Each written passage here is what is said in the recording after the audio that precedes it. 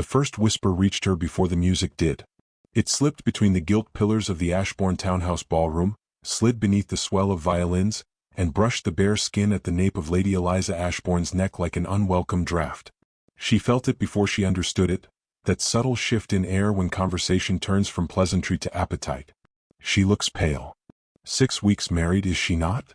And already too delicate to dance. Eliza did not flinch. She had been trained since girlhood to wear composure as others wore jewels. Her gown, ivory satin layered with the faintest embroidery of climbing roses, shimmered beneath the chandelier's 1,000 trembling flames. A diamond comb secured her chestnut hair into an elegant chignon, each curl disciplined into place. No one at first glance would suspect the quiet revolution unfolding within her body.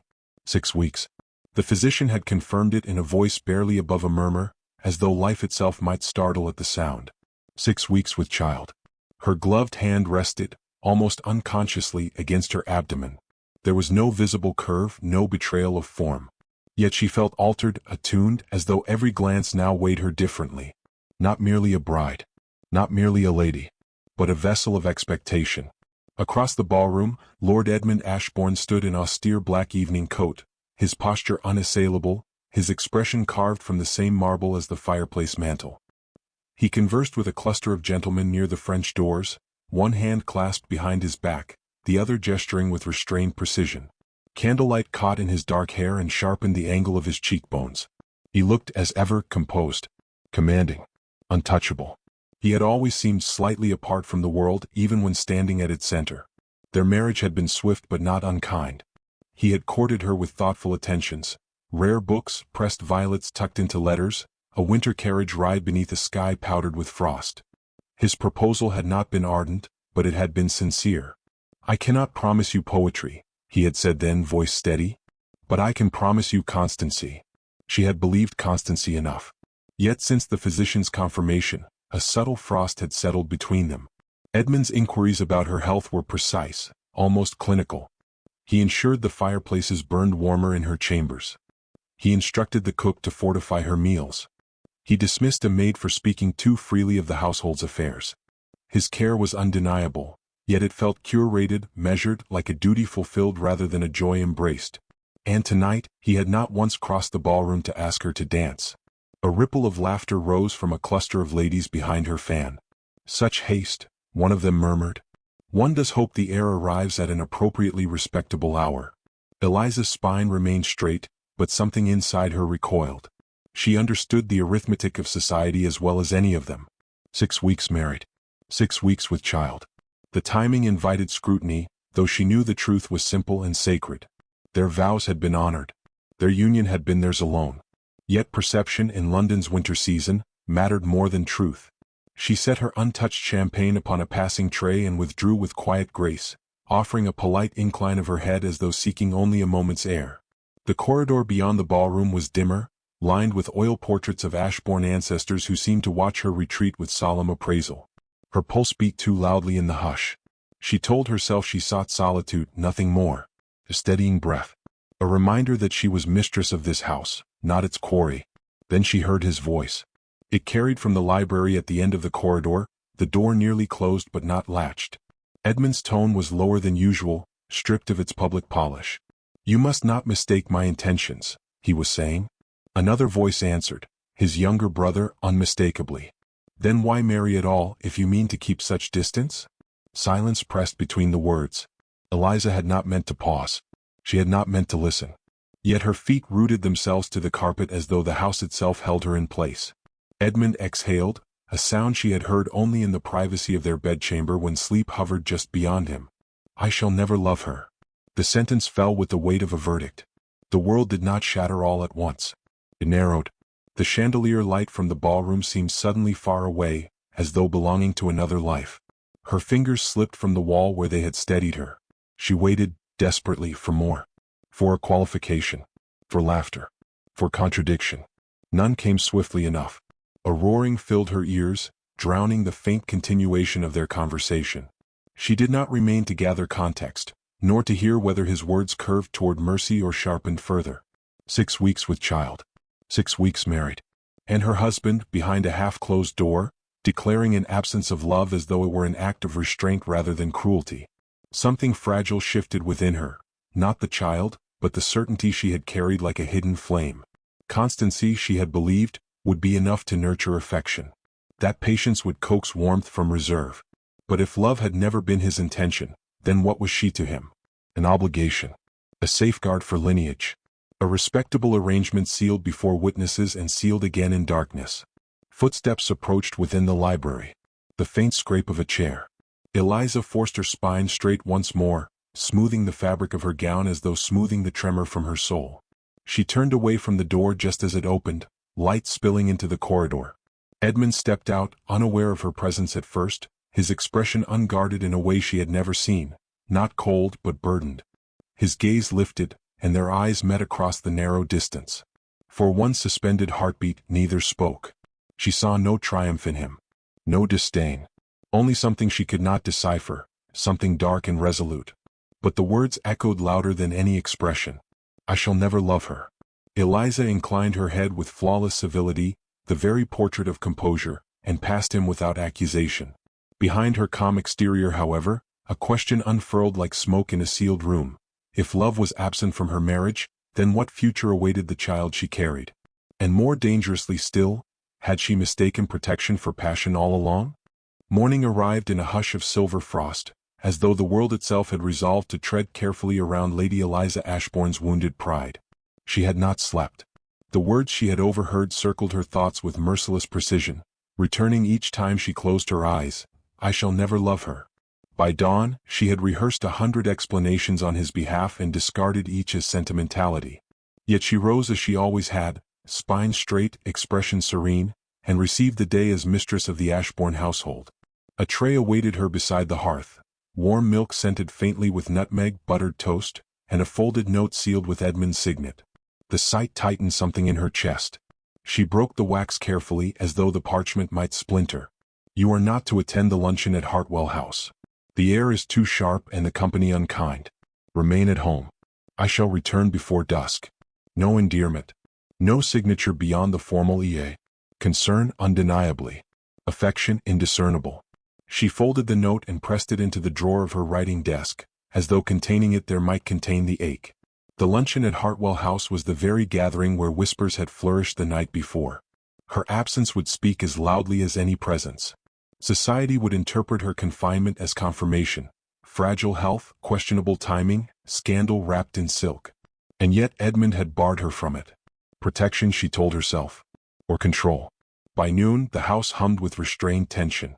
Servants moved more quietly than usual, as if aware that something invisible had fractured within the walls. Eliza took refuge in the winter garden, where glass panes held the pale sunlight captive and frost traced delicate veins across their edges. There, beneath a climbing rose long since stripped of bloom, she allowed herself one unguarded breath. Footsteps approached along the gravel path beyond the glass. Edmund did not enter at once. He paused outside, hat in hand, gaze lowered in thought before lifting to find her through the transparent barrier. For a moment they regarded one another as strangers might, separated by more than a pane. He stepped inside, the scent of cold air following him. You are chilled, he observed, noting the absence of her shawl. I find clarity in cooler air, she replied, her voice measured. He studied her a fraction longer than courtesy required. There was a question in his eyes, unspoken yet persistent. Had she heard more? Did she suspect? His composure did not fracture, but something taut lived beneath it. I have dismissed Mrs. Fenwick, he said evenly. The name struck like a pebble against glass. Mrs. Fenwick, the senior maid whose fondness for gossip rivaled her devotion to dusting. For what reason? Eliza asked. For repeating speculation regarding the heir. The word heir landed heavily between them. You need not concern yourself with such matters, he continued. Your comfort is paramount. Comfort. She almost smiled at the precision of his diction. He guarded her reputation with the vigilance of a sentry, yet offered no warmth to ease the loneliness blooming in her chest. Before she could respond, a footman entered with a small velvet box balanced upon a silver tray. For her ladyship, he announced. Edmund's brow tightened, but he gestured for it to be presented. Eliza lifted the lid. Inside lay a delicate silver locket, its surface engraved with a single forget-me-not. The craftsmanship was exquisite, intimate rather than ostentatious. Within, she found a pressed bloom of the same flower, preserved between crystal panes. No note accompanied it. She looked up at Edmund. Did this arrive with a card? No. His answer was immediate, almost too immediate. A gift without attribution invited speculation as surely as absence invited rumor. If society believed her virtue precarious, an anonymous token could ignite flames beyond control. It is beautiful, she said carefully. Yes, he replied, though his gaze lingered on the locket not with admiration but calculation.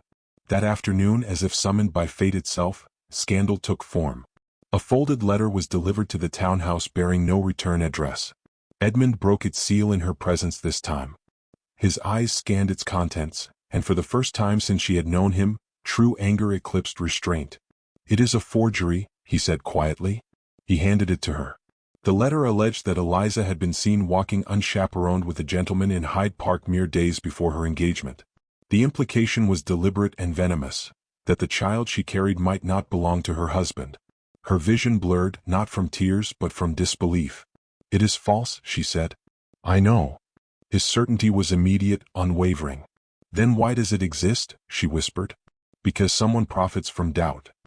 He folded the letter once more, his jaw set. It will not circulate. But even as he spoke, she understood what he did not say. The mere creation of such an accusation meant someone had already whispered it elsewhere. She met his gaze steadily. You forbid me from luncheons, dismiss servants, intercept letters. You shield me from the world, yet the world presses closer. His expression softened, though not fully. I will not have you wounded by idle cruelty. And if the cruelty comes from within these walls? She asked before she could stop herself. The question lingered like frost. For a breath, his composure faltered. You mistake vigilance for distance, he said at last. Do I? Her voice trembled despite her effort. He stepped nearer, close enough that she could feel the heat of him through layers of fabric. I would spare you every indignity if I could. But you would not love me, she nearly said aloud, though the words remained locked behind her teeth. Instead, she closed the locket and fastened it around her neck. The silver rested cool against her skin, directly above the quiet life stirring within her. Outside, carriage wheels rattled along the street, carrying rumors faster than truth ever traveled. Inside, husband and wife stood separated by words spoken behind a door. As dusk settled and servants lit the lamps, a knock sounded at the front entrance, sharp, official, unmistakable. Edmund's gaze shifted toward the sound, dark with recognition. It begins, he murmured, and for the first time, Eliza sensed that whatever storm approached threatened not only her reputation, but the very foundation of their marriage. The knock did not echo, it struck. It reverberated through the Ashbourne townhouse with the authority of something official and irreversible. Eliza felt it in her spine before she heard the footman's hurried steps crossing the marble foyer. Edmund did not move at once. He stood beside the winter garden doors, one hand braced against the glass, as though calculating whether to confront the blow or allow it to splinter further. Remain here, he said quietly. His tone was not unkind, yet it carried the same distance that had begun to define him. She watched him cross the corridor, his shoulders squared, every inch the lord accustomed to negotiation and scrutiny. The door opened. Low voices murmured. A card was presented. Moments later, Edmund returned, a folded newspaper held with deliberate control. It has been printed, he said. He did not need to clarify what it was. Eliza accepted the paper from his hand. The ink was still sharp, its scent metallic and fresh. Her eyes moved quickly, training herself to absorb cruelty without flinching. There it lay in crisp type, a veiled column questioning the hasty succession expected within the Ashbourne household, hinting that certain alliances were forged in urgency rather than virtue. No names were stated outright. None were necessary. Her pulse slowed instead of quickening. Shame had exhausted itself. What remained was a clarity almost cold. And now, she asked. Edmund's jaw tightened. Now it will circulate through every drawing room by evening. You cannot dismiss a newspaper as you did a maid. No. The admission seemed to cost him. Silence thickened between them. The hearth crackled faintly, too domestic a sound for the violence ink could inflict. She folded the paper with careful precision, as though by controlling its creases she might control its consequence. Tell me plainly, she said at last. Do you doubt me? His eyes lifted sharply.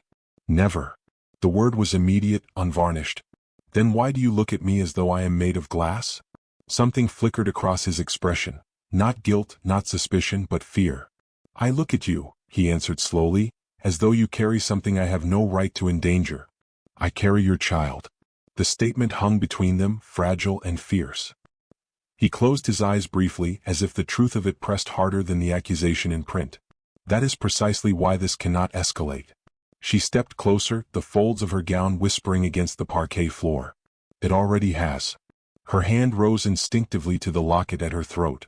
"You shield me from gossip, intercept letters, restrict my movements. Yet you do not confide in me. I confide in you with my actions.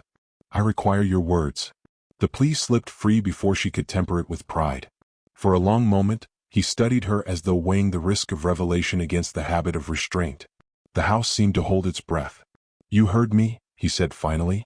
The air thinned. "Yes." The single syllable cost her more than tears would have. His gaze did not waver. "How much?" "Enough." He turned away, crossing toward the fireplace as though its embers might lend him courage. "You left before I finished." Her heart struck against her ribs. There was more. There was context. The word landed gently, yet its implications trembled. He faced her again, and in his expression she saw not coldness, but a fatigue carved deep. "You heard me say I shall never love her." The echo of it felt less sharp now, though no less potent. "I was speaking of myself," he continued. Confusion flickered across her features. "My brother accused me of cruelty," Edmund said, voice low but steady. "He claimed I married you knowing the risk." "What risk?" she demanded, her composure fracturing. He exhaled slowly. "My mother died bearing her third child. A hemorrhage the physicians could not halt. My grandmother before her. It is spoken of rarely, but it is known within our family that childbirth does not favor Ashbourne women." The room seemed to tilt. "I did not tell you," he went on, "because I believed knowledge would burden you without benefit. But when the physician confirmed your condition, I realized what I have done. You have done nothing but honor your vows. I have placed you in peril." His voice broke on the final word. The revelation settled with terrible clarity. His distance. His vigilance. His refusal to indulge tenderness. "I told my brother," he said, meeting her gaze fully now, "that if any harm comes to you because of me, I shall never love myself again." The missing words rearranged themselves like shattered glass reformed into pattern. She felt the ground return beneath her feet, though it trembled still. "You would deny yourself affection," she whispered, "as punishment for a fate not yet written?" "I would deny myself anything," he replied, "if it meant preserving you." Emotion surged, not soft but fierce. "And in preserving me, you estrange me." The truth struck them both. He crossed the space between them in 2 strides, stopping only when propriety would have demanded distance. "Eliza, I have loved you since the first moment you argued with me about Byron in your father's library." Her breath caught despite herself. "But I feared loving you openly would tether me too deeply," he confessed. "If I must one day stand beside your grave, I cannot endure having been reckless with my heart." Tears rose, not from humiliation but from the magnitude of what he had withheld.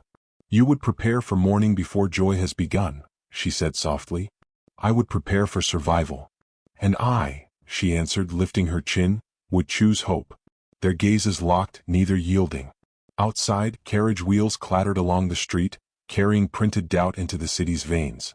Inside, a different battle reached its turning point, not of scandal but of fear. He reached for her hand at last, fingers trembling against her glove. "Tell me what you would have of me." She did not hesitate. "Stand beside me," she said. "Not as guardian. As husband." The request hovered between them, simple yet seismic. He closed his hand around hers fully, warmth meeting warmth without calculation. Beyond the windows, London murmured with rumor. Within the Ashbourne house, something far more dangerous stirred, a decision that would either silence society or challenge it outright. By evening, the rumor had ripened into spectacle. Invitations that once arrived embossed in gold now carried undertones sharper than their calligraphy. The Ashbourne carriage rolled through streets alive with gaslight and anticipation, its lacquered panels reflecting a city eager for scandal. Inside, Eliza sat upright, gloved hands folded neatly over the gentle rise of her abdomen, the silver locket cool against her skin. Edmund faced her, silent but not withdrawn, his gaze steady in a way it had not been before. "You are certain?" he asked, not as command but as inquiry. "I am," she replied. The charity gala at Whitmore Hall had not been optional. Absence would confirm weakness. Attendance, however, invited confrontation. They had chosen confrontation. When the carriage door opened, a tide of voices met them. The facade of Whitmore Hall blazed with lamplight, its tall windows glowing like watchful eyes. Footmen lined the steps. Inside, chandeliers scattered brilliance across silk gowns and polished boots. Conversations dipped the moment the Ashbournes entered, then resumed with studied casualness. Eliza felt the weight of appraisal settle upon her shoulders. She did not shrink. Her gown tonight was deep sapphire velvet, severe in cut, regal in presence. Edmund offered his arm. She took it without hesitation. They descended into the ballroom together. The music resumed, but its melody felt tentative. Faces turned. Fans fluttered like restless birds. Somewhere near the orchestra, a gentleman murmured loudly enough to carry, "Courage in the face of arithmetic is admirable." Edmund did not slow his stride.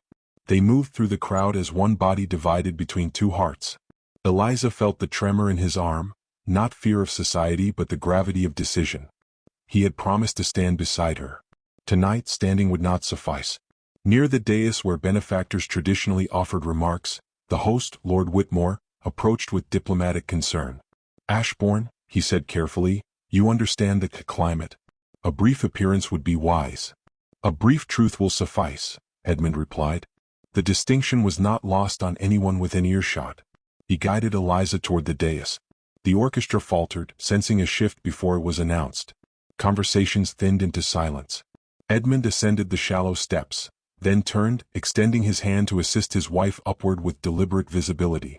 Gaslight caught in her hair. For a fleeting moment she felt the magnitude of every gaze, every presumption. He did not release her hand. "Ladies and gentlemen," Edmund began, his voice neither raised nor strained, yet resonant enough to command the room, "it has come to my attention that my household has provided this season with unexpected entertainment." A ripple of uneasy laughter passed, quickly stilled. "I will not waste your evening denying whispers," he continued. "Whispers thrive precisely because they are given space." He turned slightly toward Eliza, not in display but in acknowledgement. "My wife's honor has been discussed as though it were a ledger to be balanced. Allow me to simplify the account." The air tightened. "I courted Lady Eliza with full intention. I married her with full consent. And the child she carries is conceived within vows I hold sacred." His hand rested, unmistakably, over hers where it lay against her abdomen. A visible shock traveled through the assembly. Some faces paled, others flushed. "If there exists doubt regarding timing," he said evenly, "let it fall upon me. For I loved her before ceremony sanctioned it, and I shall love her long after your curiosity seeks a new subject." The words landed not as defense, but declaration. Eliza felt the force of them like sunlight breaking through storm cloud. This was not measured protection. This was allegiance. A voice rose from the edge of the gathering, smooth, almost amused. "Bold sentiment, Ashbourne. Yet sentiment does not erase print." All eyes shifted to Mr. Percival Harrow, a distant cousin whose inheritance prospects diminished with every Ashbourne heir. His smile was thin. Edmund regarded him without heat. "Print can be forged." Harrow's expression flickered, barely perceptible. "And loyalty," Edmund continued, "cannot." He withdrew a folded document from his coat, the original forged letter, its seal carefully preserved. "This was delivered anonymously to my residence. I have, since receiving it, commissioned an examination of the ink and paper. Both trace not to Fleet Street, but to a private press recently acquired by Mr. Harrow." The room inhaled sharply. Harrow's composure fractured. "You accuse without proof." "I accuse with restraint," Edmund corrected. "The proof awaits a magistrate should you desire spectacle." Silence crashed down heavier than music ever could. Eliza watched as realization dawned across faces that had feasted on conjecture hours before. The narrative shifted, not gently but decisively. Harrow's bravado faltered beneath collective scrutiny. "I merely sought clarity," he muttered. "You sought leverage," Edmund replied. "And you will find none." For a moment, it seemed the confrontation might splinter into chaos. Instead, something quieter occurred. The room recalibrated. Curiosity gave way to discomfort. Discomfort to reluctant respect. Edmund turned back to the assembly. "My wife's dignity is not a currency to be traded. Any gentleman who questions it does so at the expense of my regard. No flourish. No theatrics. Only certainty." He descended the dais with Eliza still at his side. The orchestra, uncertain but obedient, resumed a tentative waltz. Conversations returned, though softer now, stripped of appetite. As they moved toward the edge of the floor, Eliza felt a shift within herself as profound as any public vindication. He had not merely shielded her. He had chosen her. "You have altered the season," she murmured. "I have altered my own cowardice," he replied quietly. They paused near the balcony doors, cool night air filtering through parted curtains. Beyond the glass, London shimmered indifferent and immense. Inside, a new understanding steadied between them, fragile but fierce. Yet even as relief unfurled, Edmund's gaze drifted, darkened by something unresolved. "This is not the battle I feared most," he said softly. Her fingers tightened around his. "What battle remains?" she asked. He looked at her then, not as lord nor strategist, but as a man confronting inevitability. "The one no declaration can command," he answered, and for the first time that night, triumph gave way to a quieter, more dangerous truth, that love had been claimed publicly, but life itself had yet to render its verdict. Winter returned with a severity that seemed almost personal. Snow gathered along the ledges of the Ashbourne townhouse, softening its edges while sharpening the air to a crystalline bite.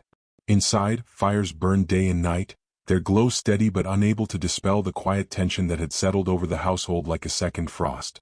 Society had retreated, chastened by Edmund's public reckoning, yet another reckoning approached that no speech could silence. Eliza stood at the nursery window, one hand braced against the sill as she watched flakes drift downward in tireless descent. The room behind her had been prepared with restrained elegance, pale wallpaper traced with climbing ivy, a cradle carved from ash wood, linens folded with reverence. It was a chamber of expectation. She felt the child move, subtle yet unmistakable. "Impatient," she murmured, a faint smile curving her lips. Edmund entered without announcement, as he had learned to do in recent weeks. He no longer hovered at thresholds, he crossed them. His presence filled the doorway, dark coat dusted with melted snow, eyes fixed first upon her before anything else. "You should be seated," he said gently. "And miss the storm?" she replied. "It feels honest." He approached, resting a hand over hers where it curved protectively over her abdomen. The gesture had become instinctive for him, no longer ceremonial but intimate. "I have consulted another physician," he said quietly. "One recommended by the Duchess of Briarwell. He assures me your strength is admirable." "You have consulted 3, she answered without reproach. "And I would consult 30 if it purchased certainty." She turned toward him then, reading the fatigue he attempted to conceal. "There is no certainty to purchase." He did not argue. That night the storm deepened. Wind pressed against the shutters with restless insistence. Past midnight, a sharp pain seized her, sudden and consuming. She gripped the bedpost to steady herself, breath escaping in a fractured whisper. Edmund was awake instantly. "Eliza." Another contraction followed, stronger, undeniable. "It is time," she said, though the words felt less like announcement and more like surrender to inevitability. Servants scattered to summon the midwife. Lamps were lit. Water heated. The household transformed from sanctuary to battleground within minutes. Edmund remained at her side despite tradition advising otherwise. He refused the corridor's exile. "I shall not leave," he told the midwife, his tone brooking no dissent. Hours blurred into a relentless procession of pain and endurance. Eliza's fingers crushed the linen sheets, then his hand, then the carved edge of the headboard. Sweat dampened her temples despite the winter chill. Between waves of agony she searched for him. "Look at me," he urged whenever her strength faltered. "Stay with me." Fear hollowed his features, yet he did not retreat from it. He bore witness. Memories haunted him. His mother's absence, the hush that followed her passing, the way servants avoided his gaze for weeks as though grief were contagious. He had prepared himself for this night with dread sharpened by inheritance. Yet nothing in memory matched the immediacy of Eliza's labored breaths. At one terrible moment the midwife's expression shifted, not to panic but to urgency. "Pressure," she instructed. Eliza cried out, the sound tearing through the chamber with raw humanity. Edmund felt something fracture within him, not composure but the last illusion that control could dictate outcome. "If heaven demands a life," he whispered fiercely, bending close to her ear, "let it take mine before hers." She heard him. "Do not barter," she managed between breaths. "Stand." He did. The storm outside raged in sympathy. Wind howled along the eaves as if the world itself strained in labor. Then silence. A pause so complete it felt like the absence of air. And then a cry. Thin at first, then strong. The midwife exhaled audibly. A healthy child. Edmund's knees nearly gave way. He gripped the edge of the bed as though anchoring himself to reality. The infant's cry filled the chamber with defiance, with life unashamed of its arrival. "Eliza," he breathed. She lay pale but conscious, exhaustion etched across her features yet illuminated by fragile triumph. "Is he?" "He lives," Edmund said, voice breaking without restraint. "You both do." The child was placed gently into her arms. Edmund watched as she gathered their son against her chest, instinct overcoming depletion. Tears slid freely down his face now, unhidden, ungoverned. For a suspended moment, nothing existed beyond the three of them. The midwife retreated discreetly. The storm outside softened, its fury spent. Edmund knelt beside the bed, not in despair as he had once imagined, but in reverence. He brushed trembling fingers against the infant's dark hair, then lifted his gaze to Eliza. "I feared this night would steal you from me," he confessed. "And instead," she asked faintly, "it has given me everything." He reached into his coat and withdrew the silver locket she had worn since the day scandal bloomed. Its chain had broken earlier in the evening amid the chaos. He had retrieved it without thought. Now he fastened it once more around her neck, fingers steady despite the tears still drying on his cheeks. "You once heard me say I would never love," he said quietly. Her eyes met his, luminous with exhaustion and understanding. "I heard only the fragment," she replied. "The whole truth," he continued, voice firm now, "is that I could never survive failing you. I mistook fear for foresight. I believed withholding my heart might shield it from ruin. And now," she prompted gently. "Now I know love is not preserved by distance," he answered. "It is proven by standing." She extended her free hand toward him. He took it without hesitation, their fingers interlacing over the child who had unknowingly bridged the chasm between dread and devotion. Dawn began to pale the horizon beyond the shutters. Snow still blanketed the city, but its surface caught the first blush of light. The world had not ended. It had shifted. Within that quiet chamber, scandal lost its voice. Inheritance gained its air. Fear relinquished its dominion. Edmund rose slowly, drawing a chair beside the bed rather than retreating to ceremony. He would remain there as long as she required. "Rest," he murmured. Eliza studied him with a softness born not of naivety but of survival. "You stood," she reminded him. "Yes," he said.